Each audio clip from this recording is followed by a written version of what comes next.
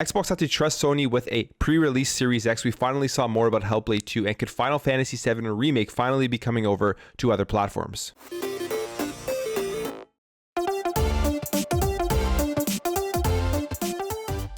The announcement of MLB The Show 21 coming onto Xbox Game Pass on day one and just making its way onto the Xbox consoles was a major thing for Xbox gamers and for the video game industry, as MLB The Show is the only real simulation baseball game out there. It is one of the best sports games available, and it was always been a first-party Sony exclusive. A couple of years ago, MLB did announce that they would be releasing MLB The Show on other platforms, but nobody knew what that meant until we got the announcement that it was coming out on Xbox and Xbox Game Pass on day one. And in order for this to happen and to be smooth with the transition coming onto Xbox actually had to trust Sony with a pre-release Xbox Series X and S for the game. Now, this comes via Sarah Bond, who is the head of game creator experience and ecosystem at Xbox, and was in an interview with Axios and said that Microsoft had been attempting to get MLB The Show on its console for years before an agreement was finally reached, saying the show always came up. We always said we loved this game. It would be a huge opportunity to bring it on to Xbox. Now, in order to get this game running on an Xbox Series X and S, they actually had to give an unreleased Xbox Series X and S over to the PlayStation development team to make sure that the game was going to be able to work, it was running smooth, and everything was fine with it. Now, I find this very interesting because although there isn't really console wars anymore, I think that's kind of gone out the window, especially with the strategy that Xbox is doing with their ecosystem and everything. They are still companies directly competing on a micro level when it comes to what's actually within these boxes. And then it also shows you just how much trust Xbox has in the industry, and that they don't really care, I guess you could say, if other people see what they are doing and then try to emulate it or try to copy it, because of the fact of their overall strategy of the Xbox ecosystem, and that they aren't focused solely on the Xbox console, because they know people are going to be able to access their games across multiple devices. So let's say they gave them the Series X and S, and then PlayStation completely copied it in terms of specs, in terms of the two SKUs and everything.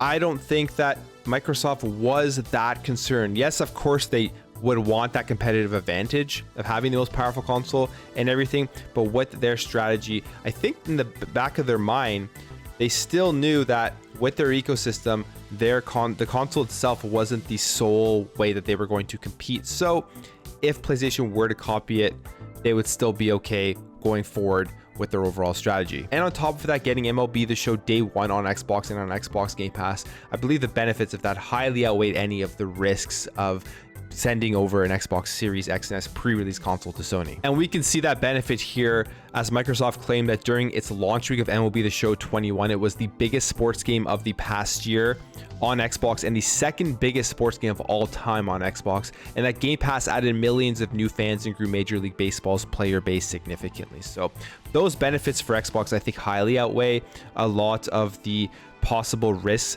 of another company stealing the actual specs and copying the Xbox Series X and S. So that's probably a lot that played into this decision, but it's just very interesting to see the overall trust within the industry, even though a lot of people think that there's this huge console war going on between Xbox and Sony, and I don't think that we're even close to being in the real console war days anymore, and that is more between the fanboys of the consoles. Now, yesterday was the Xbox Games Showcase Extended, where they went into deeper dives about a lot of the games coming out on to Xbox, and I thought it was a pretty good show. They gave us a lot of information, the games that are coming out relatively soon in the holiday season, and even before that, like Psychonauts 2, Halo Infinite, Forza Horizon 5, and then they had a small segment on Hellblade 2.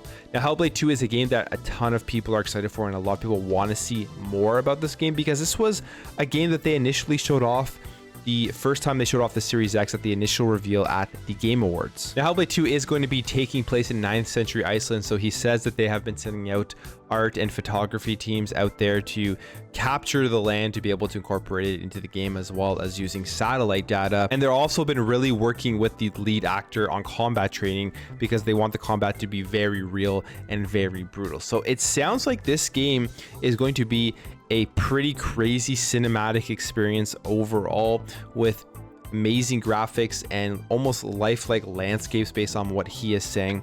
But with that being said, it does not seem like Hellblade 2 is going to be coming out anytime soon. And where they are right now in their schedule, there is a tweet that they put out back in 2015, and it looks like they are here on number 4/5, where they're building out a big chunk of the game and they're going to be entering full production.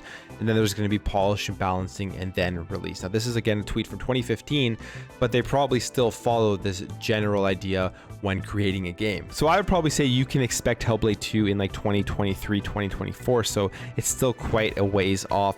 And if you're somebody who has been waiting for this game, it's one of the main Xbox games, you're probably going to be a bit disappointed that it is taking so long to make and create from the original announcement in 2019, but I think it will be well worth it. I think this is going to be a large project for Ninja Theory where they can really have all of the resources, time, and money put into it, where they didn't have as many resources for the first Hellblade. It was just a smaller team who was creating it, but now with the full backing of Xbox behind Ninja Theory and Hellblade 2, this game I think is going to be pretty amazing and really going to show off the creative, artistic, and graphics that can be created on the Xbox Series X. And then finally here, it looks like Alan Wake Remastered and Final Fantasy VII Remake could be coming out on other platforms, and this may suggest that it could be eventually coming out on to Xbox. So basically somebody found this on the Epic's Game Store's backend, suggesting that these games will be coming to the store. We see here from this tweet from Wario64, the Final Fantasy VII Remake listings found on the Epic's Game Store backend.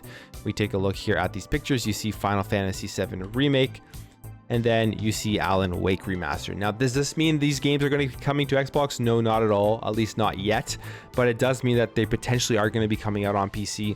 And if we see Final Fantasy VII Remake in particular come out on another platform, it probably increases people's hopes that it may eventually make its way onto Xbox. Now, we do know Final Fantasy VII Integrate does have a 6-month exclusive with PlayStation. Therefore, I don't foresee Final Fantasy VII Remake coming out before that 6-month exclusive ends, because I feel like if they're going to be putting Final Fantasy VII Remake on an Xbox platform, they'd want to give you the full Final Fantasy VII with all the additional stuff that comes with Integrate, rather than just putting the base game out.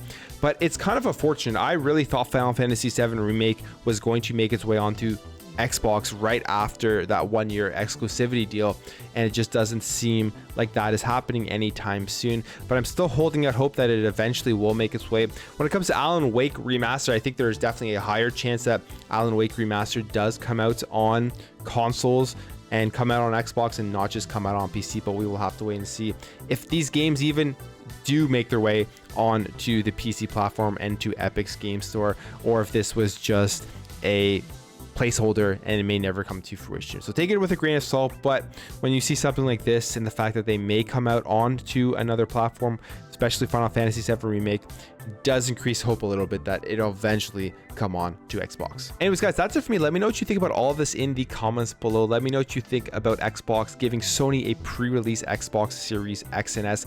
Let me know what your thoughts on Hellblade 2 are, and if you want to have Final Fantasy VII and Alan Wake Remastered on an Xbox console. If you enjoyed this video, make sure to hit that thumbs up button. If you're new here, you like what you see throughout this video, I'd really appreciate you hitting that subscribe button. Help this channel grow, help grow this community, so we can have great conversations in the comments below. Thank you again for watching. Thank you for your support, and I'll catch you in the next video.